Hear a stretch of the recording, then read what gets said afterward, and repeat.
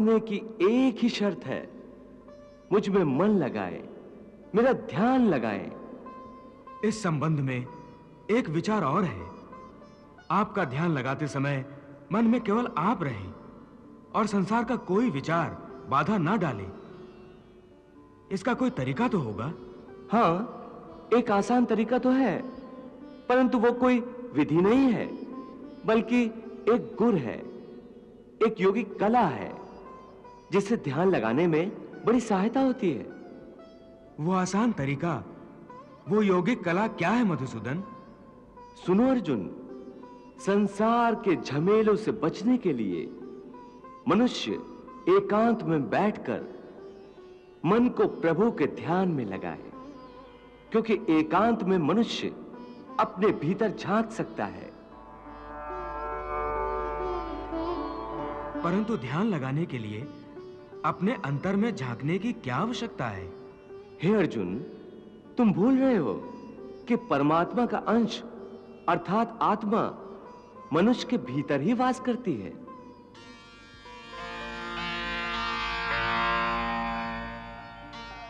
इसी आत्मा से संपर्क ही प्रभु से मिलन का पहला चरण है।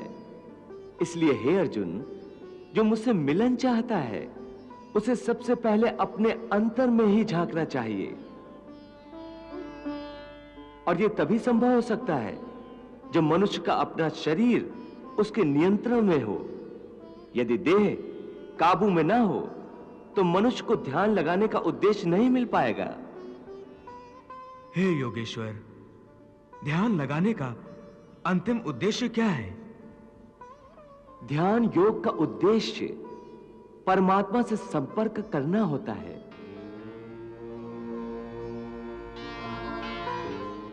परंतु इसके प्रथम चरण में मनुष्य को आत्मशुद्धि प्राप्त होती है, स्वच्छता मिलती है और ध्यान लगाने वाले का अंतर निर्मल हो जाता है। हे अर्जुन, जब तक मनुष्य अपने अंतर की शुद्धि नहीं कर लेता, परमात्मा से ना तो संपर्क कर सकता है और ना ही आत्मा परमात्मा में लीन हो सकती है। और यह भी समझ लो कि जब ध्यान लगाने का पहला उद्देश्य, क्योंकि अंतर शुद्धि है, इसलिए वो स्थान भी पवित्र होना चाहिए जहां ध्यान लगाया जाता है।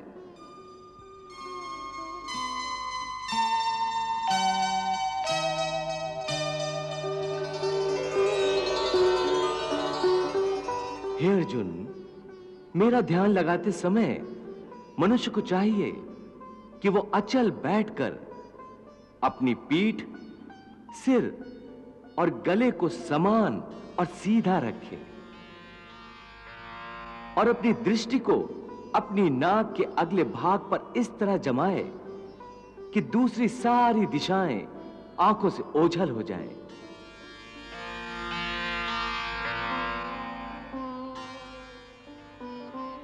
ऐसा करने से अपने आसपास के वातावरण से उसकी इंद्रियों का संपर्क टूट जाएगा और मनुष्य अपने अंतर में मन लगा सकेगा।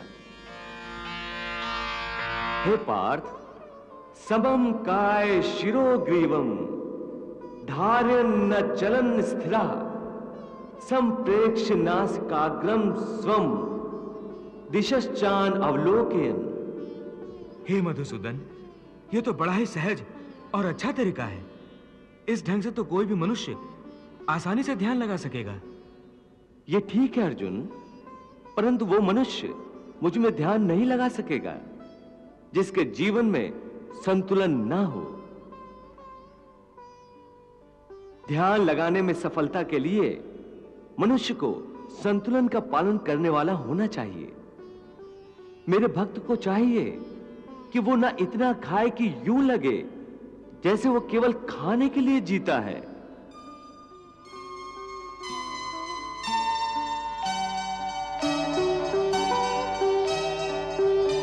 ना ही इतना कम खाए कि हड्डियों का ढांचा बन जाए,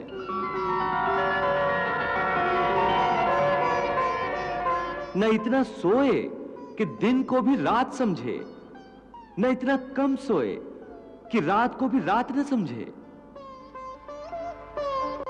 युक्त आहार विहारस्य युक्त चेष्टस्य कर्मसु युक्त स्वप्नावबोधस्य योगो भवति दुःखः।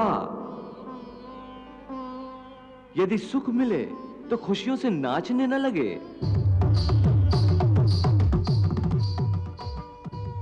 और यदि दुख मिले तो रो रो कर अपने आप को हलकान न करे।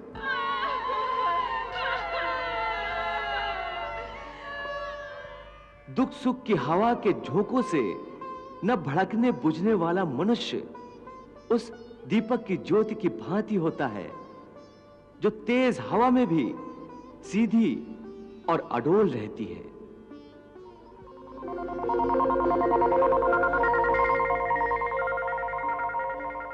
यथा दीपो निवातस्थो नेन गते सोपमा स्मृता योगिनो यत चित्तस्य युंजतो योग मात्मनः।